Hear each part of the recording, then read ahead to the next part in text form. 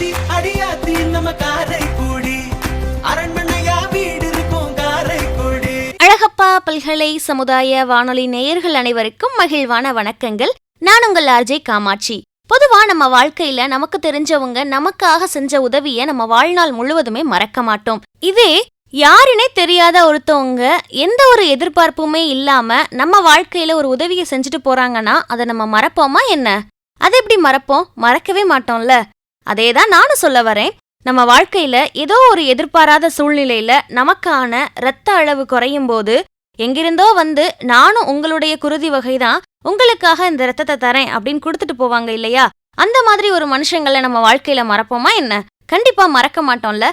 அப்படிப்பட்ட 2 சமூக ஆர்வலர்கள் கூட தான் இன்றைய நேர்காணல்ல கேட்க போறோம். வாங்க நேயர்களே, நம்ம அழகப்பா பல்கலை சமுதாய வானொலியில இன்னைக்கு இரத்த தான விழிப்புணர்வு பற்றிய ஒரு சிறப்பு நேர்காணல். இந்த நேர்காணல்ல இவங்க கூட சந்திச்சு உரையாடுபவர் முனைவர் சி. சுமதி அவர்கள். வாங்க நேயர்களே, நம்ம நேர்காணல்ல கேட்டு ரசிக்கலாம். அழகப்பா பல்கலை சமுதாய வானொலியின் இரத்த தானம் பற்றிய விழிப்புணர்வு கலந்துரையாடல் நிகழ்ச்சிக்கு உங்களை வரவேற்பதில் மகிழ்ச்சி அடைகிறேன். வணக்கம் சார், உங்களை கொஞ்சம் அறிமுகப்படுத்திக்கிங்க நம்ம வானொலி நேயர்களுக்காக. வணக்கம் அனைவருக்கும். என் பேர் சி. கோடீஸ்வரன்.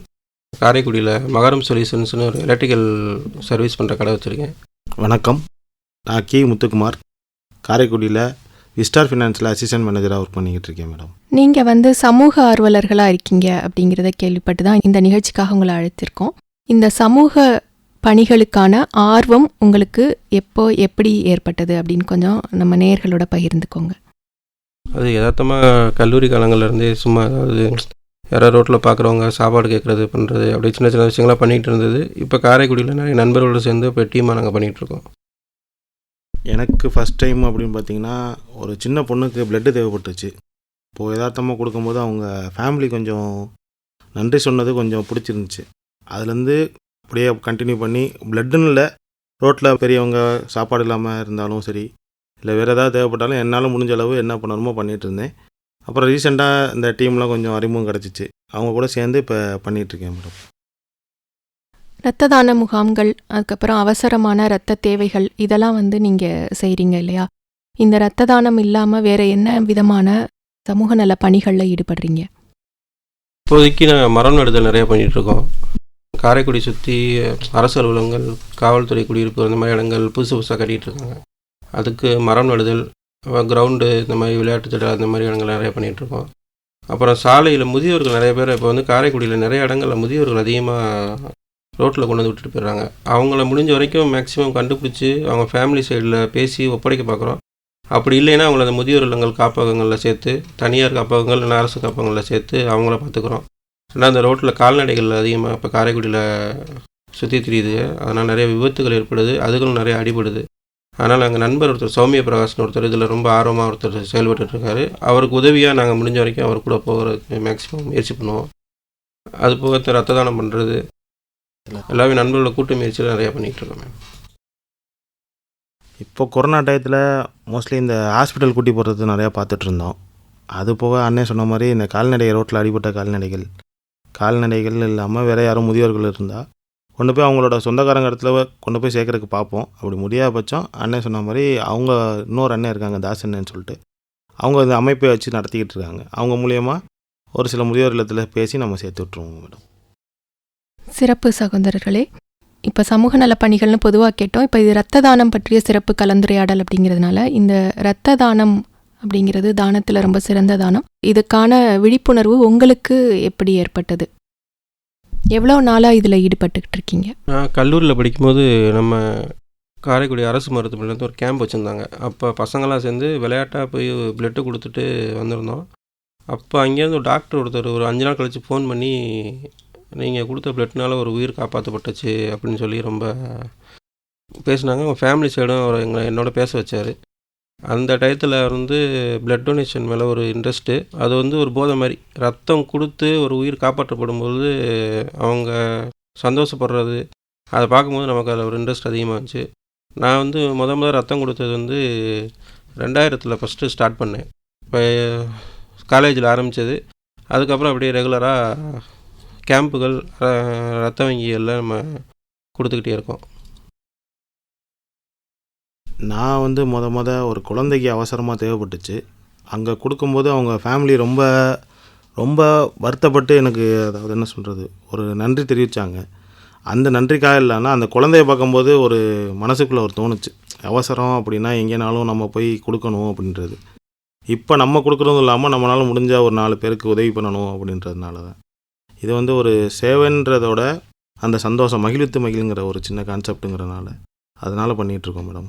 இது நான் மட்டும் கிடையாது, எங்களுக்கு பின்னாடி ஒரு நிறைய பேர் இருக்காங்க இங்கே காரைக்குடியிலேயே. எதிர்பார்ப்புகள் இல்லாத அன்பு அப்படிங்கிறதே வந்து இன்றைக்கி அரிதாகி போன காலத்தில் எதிர்பார்ப்புகள் இல்லாத சேவை இதை செஞ்சுக்கிட்டு இருக்கீங்க. இதுக்காக வந்து வானொலி சார்பாக ஒட்டுமொத்த மனிதர்கள் சார்பாகவே வந்து நான் ரொம்ப உங்களுக்கு வந்து நன்றியை தெரிவிச்சுக்கிறேன், பாராட்டுகளையும் தெரிவிச்சுக்கிறேன். இப்போ இந்த இரத்த தானம் கொடுக்கணும் அப்படின்னு நீங்கள் நினச்சா கூட உங்களை சுற்றி இருக்கிறவங்க, நம்ம சொந்தக்காரவங்க, அவங்க எல்லாருமே வந்து கண்டிப்பாக இதை வந்து உடனடியாக ஏற்றுக்குவாங்கன்னு சொல்ல முடியாது இல்லையா? ஸோ உங்கள் குடும்பம் இதுக்கு உங்களுக்கு பக்கபலமாக இருந்ததா, இல்லை அவங்களுக்கு எப்படி இதிலேருந்து நீங்கள் புரிய வச்சிங்க, இதுக்குள்ளே வர்றதுக்கான உங்களுக்கு இருந்த தடைகள் அல்லது சவால்கள் என்ன? வீட்டில் அம்மா வந்து மேக்ஸிமம் ஒத்துக்க மாட்டாங்க. அவங்களுக்கு அதை பற்றி ஒரு அறியாமை. அப்பா வந்து ஃபயர் சர்வீஸில் ஆஃபீஸராக இருந்தனால அவருக்கு ஓரளவுக்கு தெரியும். அவர் ரெஸ்கியூ அதிகமாக பண்ணுறது டிபார்ட்மெண்ட் வைஸாக அவர் சப்போர்ட் பண்ணுவார். அம்மாவுக்கு வந்து நான் இப்போ வரைக்கும் பிளட்டு கொடுத்தாலுமே அவங்களுக்கு வந்து அது வந்து ஏற்றுக்க மாட்டாங்க. தான் அப்படி போகுது, உடம்பு கெட்டு போயிடும் அப்படிங்கிற மாதிரி சொல்லுவாங்க. அவங்க வீட்டில் ஒய்ஃபு வந்து நர்ஸாக இருக்கனால அவங்களுக்கு இதை பற்றி அவ்வளோ விழிப்புணர்வு இருக்கனால அவங்க வந்து ஒன்றும் சொல்ல மாட்டாங்க. ஃபேமிலி சைடுங்கிற போது இது அம்மா மட்டும் வேணான்னு சொல்லுவாங்க. ஒய்ஃபு அப்பா தான் அவங்கள பற்றி எதுவும் பிரச்சனை இல்லை. அவங்களுக்கு ஓரளவுக்கு இதை பற்றி தெரியறனால அவங்க எதுவும் தடுக்க மாட்டாங்க. வீட்டில் இப்போ அண்ணன் சொன்ன மாதிரி தான், அம்மா தான் வந்து என்ன தான் நம்ம வெளியில் என்ன தான் பண்ணாலும் வீட்டில் வந்து நமக்கு அவங்களுக்கு பிள்ளை தானே. அவங்க சொல்லுவாங்க, நான் அப்படி உனக்கு ஊட்டி ஊட்டி வளர்க்குறேன், நீ போய் ரத்தத்தை கொடுத்துட்டு வர்ற அப்படின்னு சொல்லுவாங்க. அப்புறமா சொல்லி புரிய வைக்கணும், இது மாதிரி ஒரு ரத்தம் 3 நாளில் நமக்கு ஊறிடும், இது ஒரு உயிரை காப்பாற்றுற ஒரு சம்மந்தம்னு நம்ம சொல்லி புரியும். இப்போ வந்து ஒரு அண்ணன் ஒரு 45 தடவைக்கு மேலே கொடுத்துட்டாங்க, நான் 35 தடவை கொடுத்துட்டேன். அதனால் வீட்டில் பழகிட்டாங்க இவன் இப்படி தான் அப்படின்றது. சொந்தக்காரங்க சொன்னாலுமே சரி, இப்போ அவங்களுக்கு தேவையானாலும் எங்களுக்கு தான் கால் பண்ணுறாங்க. அவங்க கொடுக்குறதுக்கு முன் வர்றது கிடையாது. எங்களை மாதிரி ஆளுக்கெல்லாம் கால் பண்ணி நாங்கள் தான் ரெடி பண்ணி கொடுத்துட்ருக்கோம். நீங்கள் ஒரு தனி அமைப்பாக குழுவாக சேர்ந்து இதை செய்கிறீங்க இல்லையா? இது போக அரசாங்க தரப்புல இருந்தோ இல்லை மருத்துவமனைகள் தரப்புலேருந்து உங்களுக்கு இதுக்கு சப்போர்ட் இருக்குதா? நாங்கள் காரைக்குடியை பொறுத்த வரைக்கும் முன்னாடி வந்து தனியார் மருத்துவமனை அதிகமாக பிளட்டு நம்ம வாலண்டியர்ஸை போய் கொடுத்துட்டு வந்தாங்க.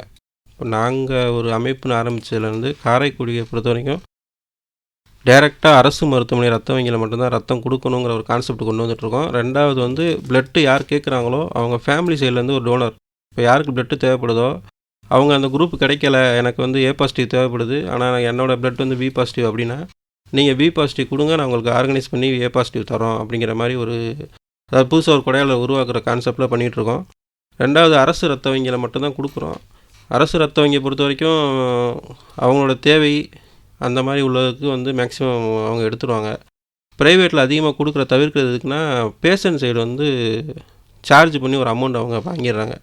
ஸ்க்ரீனிங் பண்ணுறோம் அப்படி இப்படின்னு சொல்லி பேஷண்ட் வந்து ஒரு பயத்தில் இருக்கும்போது ரத்தம் தேவை, நம்ம உயிரை காப்பாற்றுங்கிற பட்சத்தில் அவங்க அந்த டயத்தில் என்ன காசு கேட்டாலும் கொடுத்துட்றாங்க. அதை வந்து தனியார் மருத்துவமனையில் தவறாக பயன்படுத்துகிறாங்க. அதனால் அரசு ரத்த வங்கியில் மட்டும் தான் கொடுக்குறோம். அரசு ரத்த வங்கியிலேருந்து நிறைய கேம்ப்ஸ் வைக்கிறாங்க. அதில் வந்து எங்களுக்கு கால் பண்ணி இந்த மாதிரி சப்போர்ட் பண்ண சொல்லி கேட்பாங்க. ரெண்டாவது எந்த டயத்தில் நம்ம தேவைப்படுது எமர்ஜென்சினாலும் அவங்க ரத்த வங்கியில் வந்து இரவு பகல் பாராமல் சப்போர்ட் பண்ணுறாங்க. அதே மாதிரி போன டைம் வந்து அருண் சார் இருந்தாங்க டிஎஸ்பியா. கொரோனா டைமில் ஒரே நாளில் ஒரு 2.5 மணி நேரத்தில் ஒரு 103 யூனிட் கொடுத்தோம். அதில் வந்து அண்ணன் இஸ்மாயில் அண்ணன் எல்லோரும் சப்போர்ட் பண்ணி கவர்மெண்ட் சைட்லேருந்து எங்களுக்கு ரெக்கக்னைஸ் பண்ணாங்க. அருண் சார் எங்களுக்கு எல்லாருமே சர்டிஃபிகேட் கொடுத்து, அருண் சார், தாசில்தார், இவர் டிஎஸ்பி, ஆமாம் எல்லாருமே சப்போர்ட் பண்ணி ஹெல்ப் பண்ணி நம்ம கண்ணதாசன் மணிமண்டபத்தில் கேம்ப் வச்சுருந்தோம். கிட்டத்தட்ட 2 மணி நேரத்துலேயே 103 யூனிட் கொடுத்தோம். அதுக்கு மேலே டைம் இல்லைங்கனால அவங்க இது பண்ணிட்டாங்க. அதுக்கப்புறம் 20 பேர் வந்து நேராக அரசு ரத்த வங்கியில் போய் மதியத்துக்கு மேலே அங்கேயே கொடுத்தாங்க. ஆக்சுவலாக 123 போது ஒரே நாளில் கிட்டத்தட்ட 3 மணி நேரத்தில் அவங்க ரெடி பண்ணி கொடுத்தாங்க. அதுக்கு கவர்மெண்ட்லேருந்து எல்லாம் சப்போர்ட் பண்ணாங்க. ஆமாம், அதில் காரைக்குடி இஸ்மாயில் அண்ணனோட தான் முழு முயற்சி. அவங்களுக்கு எல்லோரும் நாங்கள் சப்போர்ட் பண்ணோம், எங்களுக்கெல்லாம் கவர்மெண்ட்லேருந்து சப்போர்ட் பண்ணாங்க. நம்ம இயக்குனர் இருக்கார்ல, காரைக்குடி இயக்குனர், அவரோட முயற்சி தான் அது. அவர் முயற்சி பண்ணி எல்லோரும் நாங்கள் சமூக ஆர்வலர்ன்ட்டு பண்ணி கொடுத்தோம். இப்போ நீங்கள் உங்கள் குழுவுக்குள்ளே மட்டுமே இருந்து இந்த தேவைகளை பூர்த்தி செய்ய முடியாது இல்லையா? ஸோ ரத்த கொடையாளர்கள் வந்து அதிகமாக தேவைப்படுவாங்க. எப்படி ஒருங்கிணைக்கிறீங்க, அவங்கள எப்படி கண்டுபிடிக்கிறீங்க, எப்படி கன்வின்ஸ் பண்ணுறீங்க? ஃபஸ்ட்டு வந்து சின்ன தனியாக ஒரு இது மாதிரி பண்ணிகிட்டு இருந்தோம். அப்புறம் நம்ம தம்பி ஒரு பையன் இறந்து போயிட்டாப்புல. அவரோட நினைவாக வந்து ஒரு குழு ஆரம்பித்து அப்போ தான் முத்துக்குமார், சக்திசுமன், நாங்களாம் பழக்கம். நாங்கள் மூவர் கூட்டம்னு சொல்லி இப்போ ஒரு அமைப்பு. நாங்கள் 3 பேர் தான். இரவு பகல் பாராமல் நைட்டு 2 மணி 1 மணிலாம் பேசிகிட்டு இருப்போம். எங்கள் வீட்டில் கூட கேட்பாங்க, என்னங்க லவ்வர்ஸ் மாதிரி பேசிகிட்டு இருக்கீங்க அப்படின்னு. மூவர் கூட்டங்கிறது நாங்கள் 3 பேர். நான், சக்திசுமன், முத்துக்குமார், நாங்கள் 3 பேர் இருக்கோம். அதுபோக காரைக்குடியில் ரத்த சொந்தங்கள், அக்னி சிறகுகளின் ரத்த சொந்தங்கள் ஒரு அமைப்பு இருக்குது. சமூக ஆர்வலர் கூட்டமைப்பு, ஊற்றுகள் கூட்டமைப்பு, இப்போ நிறைய பேர் எங்களுக்கு சப்போர்ட் பண்ணுறாங்க. அதுபோக இப்போதைக்கு நாங்கள் தமிழ்நாடு லெவலில் எல்லாரோடையும் இப்போ பக்கத்தில் உள்ள மாவட்டங்கள்லேருந்து அப்படியே லிங்க் போய் இப்போ தமிழ்நாடு லெவலில் சங்கம் குருதி கொடையாளர்கள்னு ஒரு அமைப்பு இருக்குது. அதன் மூலமாக நாங்கள் தமிழ்நாடு லெவலில் எப்போ பிளட்டு கேட்டாலும் ரெடி பண்ணி கொடுக்குற அளவுக்கு இப்போ எங்களோட சோர்ஸ் வளர்ந்துருக்கு. அதே மாதிரி தான் அண்ணன் சொன்ன மாதிரி தான். இப்போ உங்கள் சப்போர்ட் இல்லாமல் நாங்கள் மட்டும் தனியாக கண்டிப்பாக பண்ணுறது ரொம்ப கஷ்டம். அமைப்பு இருக்காங்க, நாங்கள் கேட்டால் வந்து கொடுக்குறதுக்கு அவங்க ரெடியாக இருக்கிறாங்க. அவங்களும் எங்களை மாதிரி எதுவும் எதிர்பார்க்காம நாங்கள் கூப்பிட்டோம் அப்படிங்கிறக்காக ஒரு உயிரை காப்பாற்றுறதுக்காக வந்து பண்ணி கொடுத்துருவாங்க. அவங்களும் மோஸ்ட்லி எதுவுமே கேட்க மாட்டாங்க. நாங்கள் கூப்பிட்டோம்னா லோக்கலில் இருந்தாங்கன்னா கண்டிப்பாக வந்துடுவாங்க, இல்லை வெளியூரில் இருந்தாங்கன்னா நாங்கள் நாளைக்கு வந்துடுறோம் அப்படின்ட்டு சொல்லி வந்துடுவாங்க. இது மாதிரி ரத்த தான முகாம்களில் சேகரிக்கப்படுற ரத்தங்கள் அதை வந்து ஏன்னா அதை வாங்கிக்கிற மற்ற அந்த நோயாளிகளுக்கும் வேறு எதுவும் பிரச்சனை வந்துடக்கூடாது இல்லைங்களா? இதுக்கான தரக்கட்டுப்பாடோ இல்லை பரிசோதனை முறைகள், ஸ்க்ரீனிங் வந்து ப்ராப்பராக பண்ணுறாங்களா? அதை நீங்கள் எதுவும் மானிட்டர் பண்ணுறீங்களா? இப்போ நாங்கள் ஒரு கேம்ப் நடத்தும் போது மஞ்சா கமல் இருந்துச்சு ஒருத்தருக்கு. அவருக்கு வந்து அவருக்கு தெரியல, ஆள் நல்லா இருந்தார், நல்லா திடகாத்தனமாக இருந்தார், நல்லா வந்தார், சாப்பிட்டாரு, இது ஜூஸ் குடிச்சு பிளட்லாம் கொடுத்தாரு, போயிட்டார்.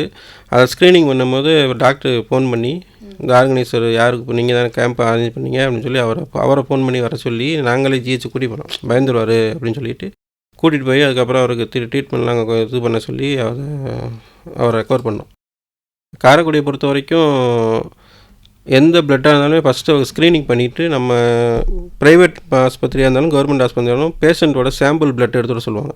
அதை கிராஸ் மேட்ச் பண்ணிவிட்டு அதுக்கு முன்னாடியே நம்மளுடைய பிளட்டை வந்து நம்ம கொடுக்குற பிளட்டை வந்து அவங்க ஸ்க்ரீனிங் பண்ணி ஹெச்ஐவி, மஞ்சக்காமலை இந்த மாதிரி பால் நோய்கள் இருக்கான்னு செக் பண்ணிட்டு தான் நம்ம பேஷண்ட்டுக்கு ஏற்றுறாங்க. அதை நாங்கள் மேக்ஸிமம் அதனால் கொஞ்சம் டிலே ஆகும், லேட் ஆகுதுன்னு சொல்லி சில நேரம் சத்தம் போடுவோம். என்னங்க பேஷண்ட் அவசரம் இருக்கிறாங்க, லேட் ஆகுதுங்கிறீங்க அப்படின்னு. இல்லை சார், ஸ்க்ரீனிங் பண்ணுறதுக்கு லேட் ஆகுது அப்படின்னு சொல்லியிருக்கு. இது வரைக்கும் நாங்கள் அந்த மாதிரி தான் இப்போ பண்ணிகிட்ருக்கோம். மேக்ஸிமம் வந்து மணிமலன் சொல்லி ஒரு சிஸ்டர் இருக்காங்க, அவங்க தான் இங்கே லேபில் இருக்காங்க.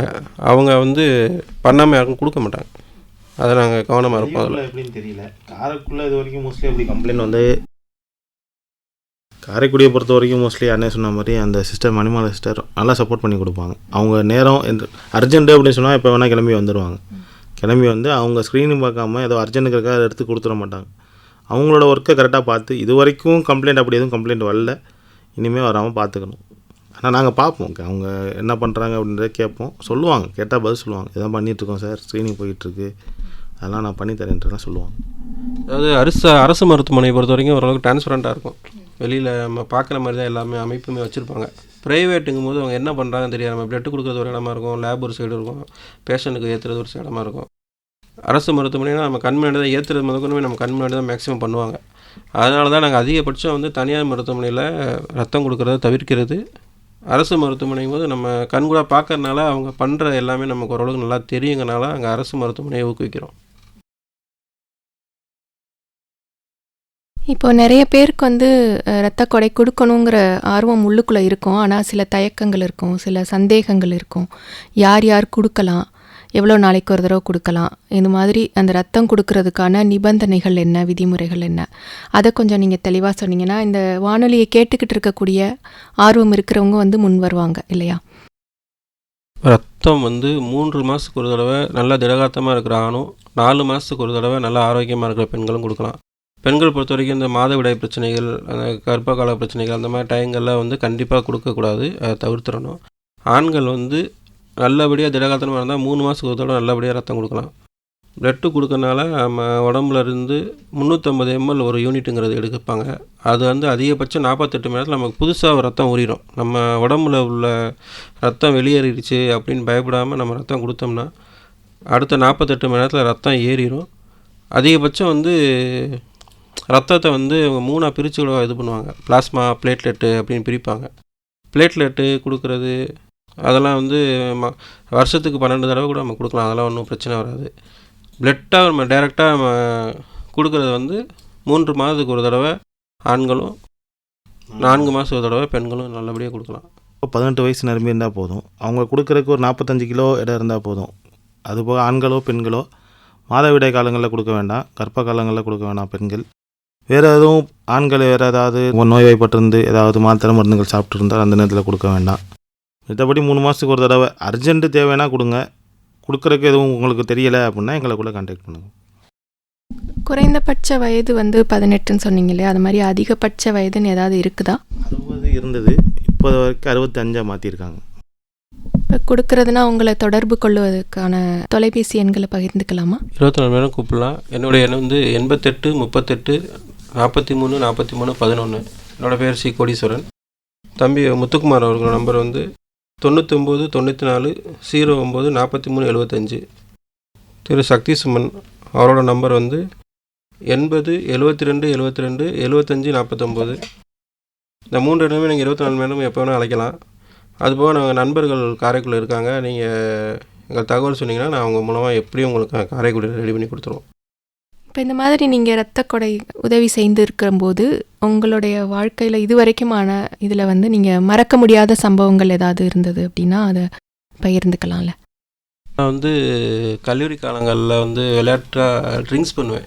அப்போ செகண்ட் இயர் படிக்கிற வரைக்குமே அந்த பழக்கம் இருந்துச்சு. ஃபஸ்ட் இயரில் ஆரம்பிச்சது, செகண்ட் இயர் படிக்கிற வரைக்குமே ரொம்ப நாளாக ஒரு விளையாட்டாக பசங்களோட சேர்ந்து பண்ணுறது. ஒரு தடவை அவசர ரத்த தேவைக்கு வந்து என்னால் கொடுக்க முடியல, நண்பர் மூலமாக கொடுத்தோம்.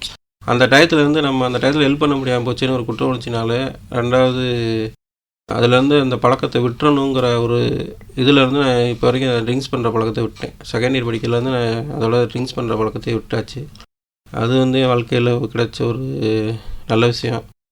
ரத்தம் கொடுத்துட்டு அவங்க குழந்தை பிறந்துருச்சு, நான் ஒரு உயிரை காப்பாற்றிட்டோம் அப்படின்னு சொல்லும் போது நமக்கு ஒரு சந்தோஷம் வரும். உயிர் வந்து கடவுள் கொடுக்குறேன்னு சொல்கிறாங்க, அம்மா மூலமாக நமக்கு வருது. ரத்தத்துக்கு மாற்றாக இது வரைக்கும் எதுவும் கண்டுபிடிக்கல. நிறைய சயின்ஸு இதெல்லாம் வளர்ந்துருச்சு. நான் ரத்தத்துக்கு மாற்றாக இது வரைக்கும் நிறையா முயற்சி பண்ணிக்கிட்டு இருக்காங்க. ஆனால் ரத்தத்துக்கு பதிலாக ரத்தம் தான் கொடுக்க முடியும். அது ஒரு மனிதன் தான் இன்னொரு மனிதனுக்கு கொடுக்க முடியும். அது கொடுத்துட்டு அதில் வர சந்தோஷம் வந்து அனுபவிச்சா தான் தெரியும். அண்ணே சொன்ன மாதிரி அந்த உயிரை காப்பாற்றுறன்றது ரத்தத்துக்கு ஈடு ரத்தம் மட்டும்தான். என்னோட மறக்க முடியாத சம்பவம்னா, நான் முத கொடுத்த பிளட்டு தான். அது ஒரு சின்ன குழந்தைக்கு ஹார்ட் ஆப்ரேஷனு. எனக்கு தெரியாது அந்த பொண்ணுக்கு அவ்வளோ சீரியஸ் அப்படின்றது எனக்கு தெரியாது. நான் போய் பிளட்டு கொடுத்துட்டு வந்துட்டு நான் அங்கே காலேஜில் தான் இருந்தேன். அப்போ அவங்க வீட்டில் உள்ள ஃபேமிலி எல்லாமே என்ன தேடி காலேஜுக்கு வந்துட்டாங்க. அவங்க எதுக்காக வந்தாங்க அப்படின்றது தெரியல. எல்லாருமே அந்த பாப்பாவை டிஸ்சார்ஜ் பண்ணி கூட்டிகிட்டு வந்து காலேஜில் வந்து எல்லாருமே அங்கே பிரின்சிபல் ரூமில் வந்து என்னையை கூப்பிட்டாங்க. நான் எதுக்கு என்னவான்னு தெரியாமல் போய் பார்த்தோன்னா, எல்லாரும் குடும்பமே நின்று எனக்கு ஒரு மாதிரியாக சொல்லும்போது ஒரு என்ன சொல்கிறேன், இன்னும் அந்த இது மறக்க முடியல என்னால். இன்னமும் அந்த பாப்பா என்னை பார்த்தா மாமா நல்லா இருக்கேன் மாமா அப்படின்னு சொல்லி சொல்லும். அந்த ஒரு சின்ன சந்தோஷன்றது வாழ்க்கையில் மறக்கவே முடியாது.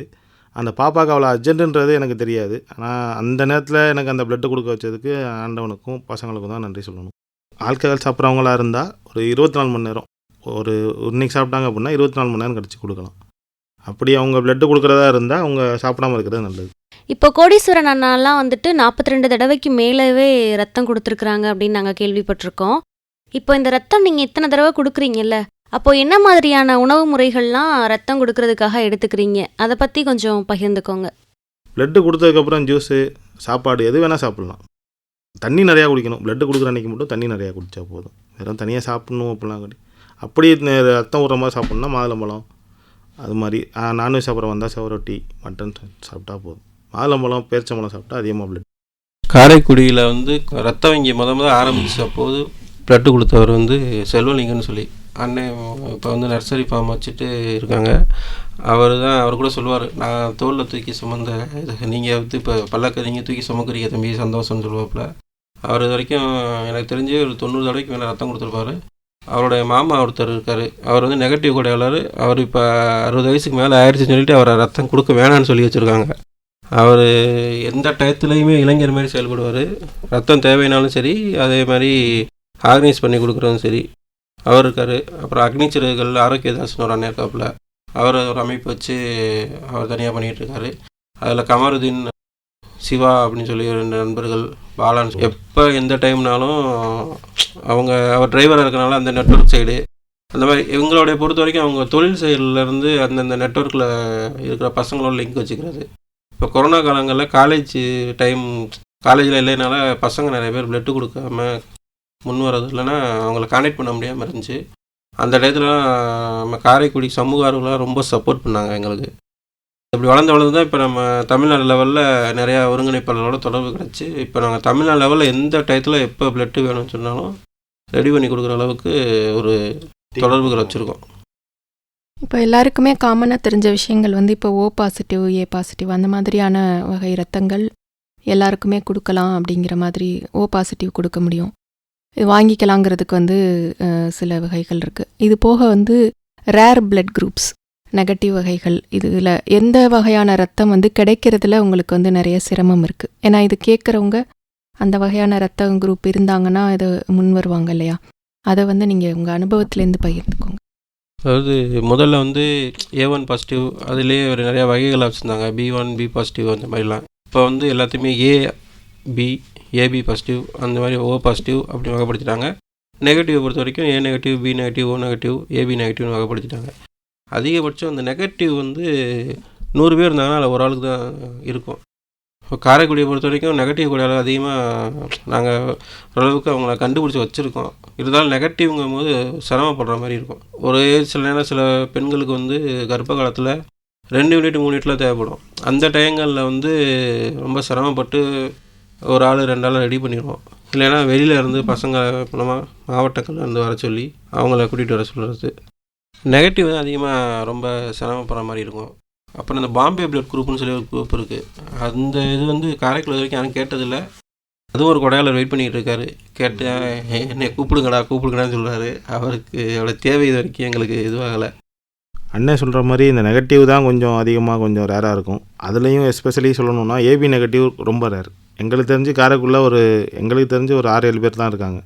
அதுவும் நாங்கள் தான் எங்களோட ஃப்ரெண்ட்ஸ் சர்க்கிளில் தான் இருப்பாங்க. AB நெகட்டிவ்ன்ற போது திடீர்னு அண்ணன் சொன்ன மாதிரி பிரசவ காலத்தில் 2 யூனிட் 3 யூனிட் தேடும்போது அவங்க எல்லாம் வெளியூர் போயிட்டாங்க அப்படின்னா கொஞ்சம் கஷ்டமாக இருக்கும். மற்றபடி O நெகட்டிவ் A நெகட்டிவ் அப்படின்னா கூட பக்கத்தில் தேடி கண்டுபிடிச்சிடலாம். இந்த AB நெகட்டிவ் அதுதான் ரொம்ப கஷ்டம்.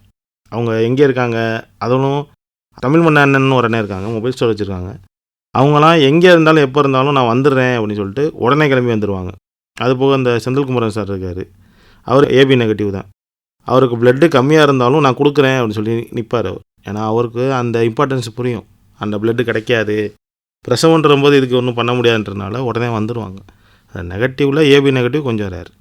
இப்போ மக்கள் வந்து மகிழ்ச்சி அப்படிங்கிறத வந்து தேடி எங்கெங்கேயோ போயிட்டுருக்காங்க, அதுக்கு எவ்வளவோ செலவு பண்ணிக்கிட்டு இருக்காங்க. நீங்கள் வந்து உங்ககிட்ட இருக்கக்கூடிய உடலுடைய ஒரு முக்கியமான ஒரு இந்த குருதியை வந்து கொடையாக கொடுத்து அது மூலமாக சந்தோஷம் அப்படிங்கிறத வந்து தேடக்கூடிய வித்தியாசமான மனிதர்களாக இருக்கிறீங்க. உங்களை சந்தித்ததில் இந்த வானொலி மூலமாக கிடைத்த வாய்ப்புக்கு மிக்க மகிழ்ச்சி அடைகிறோம். இந்த மாதிரியான சேவையில் இதை கேட்டுட்டு இன்னும் நிறைய பேர் ஈடுபடணும் அப்படின்னும் நாங்கள் வந்து விரும்புகிறோம். வானொலி சார்பாக, காரைக்குடி மக்களுடைய சார்பாக, ஒட்டுமொத்த தமிழக மக்கள் எல்லாருடைய சார்பாகவும் உங்களுடைய சேவைக்காக எங்களுடைய நன்றியை தெரிவிச்சுக்கிறோம். நன்றி சகோதரர்களே. நம்ம எல்லாரும் தொடர்ந்து இணைந்திருப்பது அழகப்பா பல்கலை சமுதாய வானொலி. இது காரைக்குடியின் முதல் வானொலி. இன்னைக்கு நம்ம வானொலியில காரைக்குடி பகுதியை சார்ந்த 2 சமூக ஆர்வலர்களான கோடீஸ்வரன் மற்றும் முத்துக்குமார் ஆகிய இருவருமே இரத்த தானம் பற்றிய விழிப்புணர்வு நேர்காணல்ல நிறைய தகவல்களை பகிர்ந்துக்கிட்டாங்க. நேயர்களாகிய அனைவருக்குமே இந்த நிகழ்ச்சி ரொம்ப பயனுள்ளதாக அமைந்திருக்கும் நாங்க நம்புறோம். நீங்க இந்த நிகழ்ச்சி பற்றிய கருத்துக்களை பகிர விரும்புனீங்கன்னா மறக்காம நம்ம அழகப்பா பல்கலை சமுதாய வானொலியின் மின்னஞ்சல் முகவரிக்கு உங்களுடைய கருத்துக்களை அனுப்புங்க. com.radio@alagappauniversity.ac.in. இந்த நிகழ்ச்சியை நீங்க அழகப்பா பல்கலை சமுதாய வானொலி மற்றும் அழகப்பா பல்கலைக்கழகத்தின் இன்டர்நெட் ரேடியோ, ஸ்பாட்டிஃபை, கூகுள் பாட்காஸ்ட்லையுமே கேட்டு மகிழலாம். நன்றி நேயர்களை, தொடர்ந்து இணைந்திருப்போம். இது அழகப்பா பல்கலை சமுதாய வானொலி, காரைக்குடியின் முதல் வானொலி. ரகரகமா பேர் இருக்கும் இடங்களில சொகசொகமா சொல்ல ஒரு பேர் தான்